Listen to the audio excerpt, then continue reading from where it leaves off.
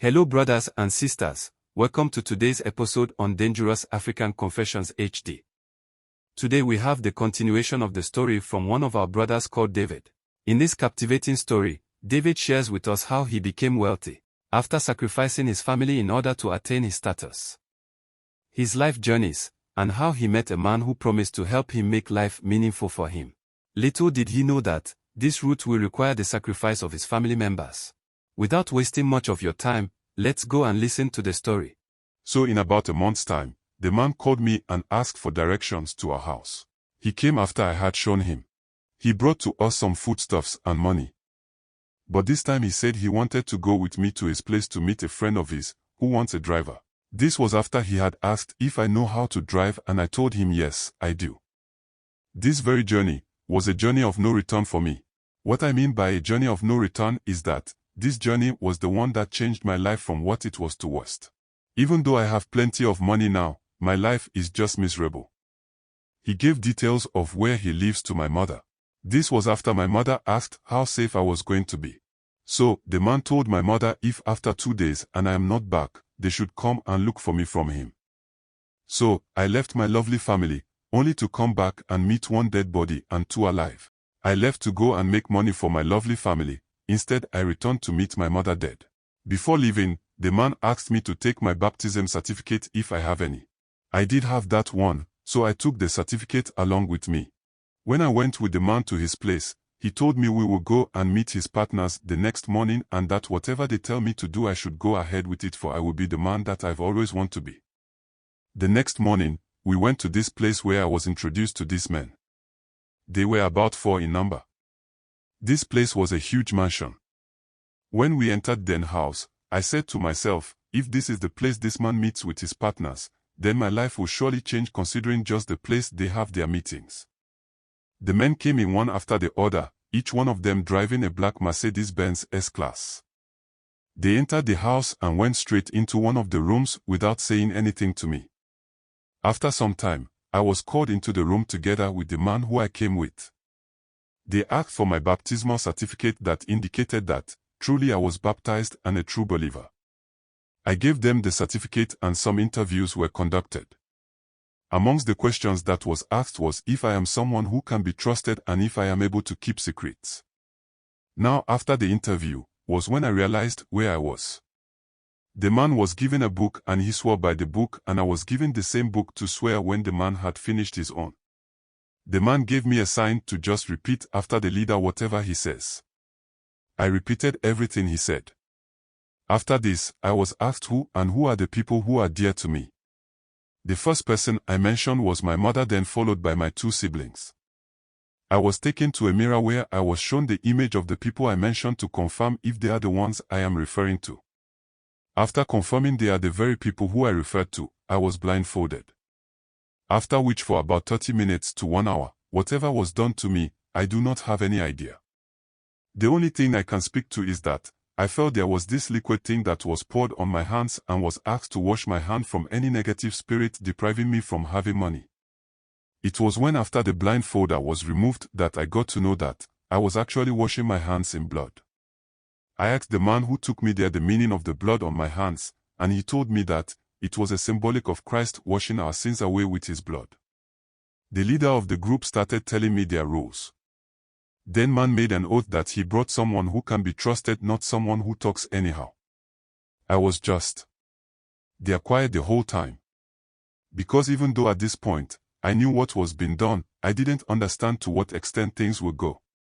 Part of the rules were that money is spirit and therefore it takes blood to bring money.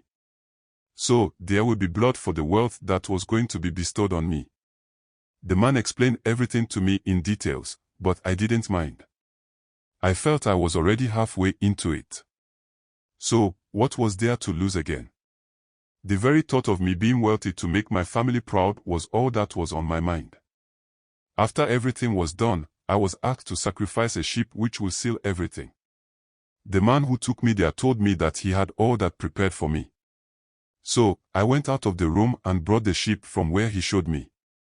One of the guards in the house brought out the sheep to me. I returned and told them the sheep is ready. We all went out of the house into a small room built with clay. This was where the sheep was sacrificed. After killing the sheep, some of the blood was collected and I was asked to dip my index finger in it and swallow it. Which I did. Now it was time to go back. The leader told me write down a business that I wanted to do. I told them that I wanted to own fuel stations. They scared me to write it down on a white sheet of paper and put it in the blood that was collected.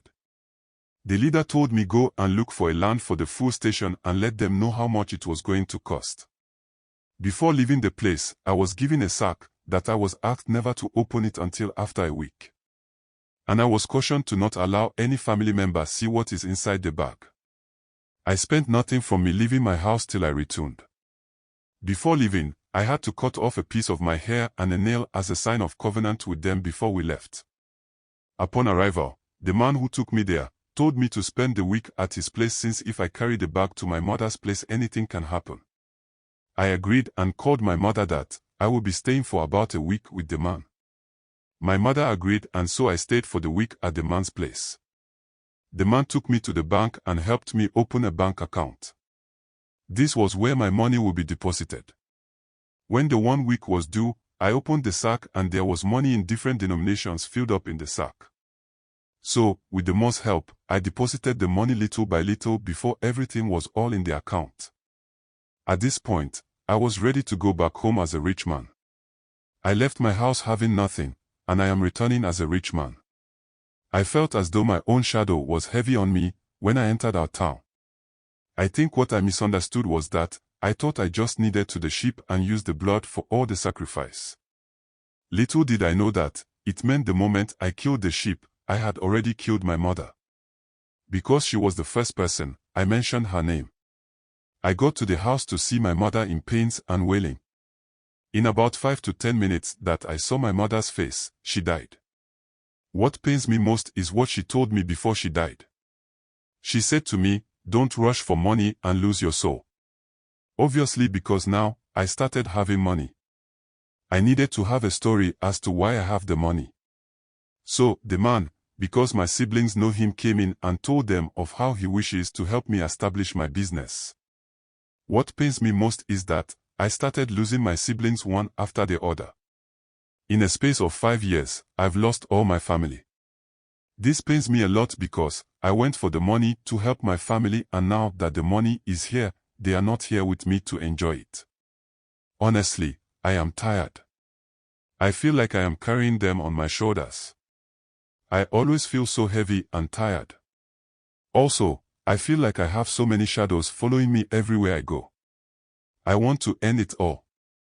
Because honestly, this life is not the life I wanted. This is not the life that I chose, the life that I want. The burden is too much for me. Our brothers and sisters do share with us their stories not for sharing's sake. But they are meant for us who still do have chances, not to make these mistakes our brothers and sisters are making. That's why we share these stories with you. We don't have to judge anyone. We are only here to learn from the mistakes our fellow brothers and sisters are making, in order to better our lives. Let's learn to appreciate our little progress, knowing that one day, it will be enough for us. Please kindly subscribe if you haven't, share and like our videos. Kindly hit the notification bell so you will be the first to get notification to our videos when we upload. Thank you, stay safe and see you in the next video.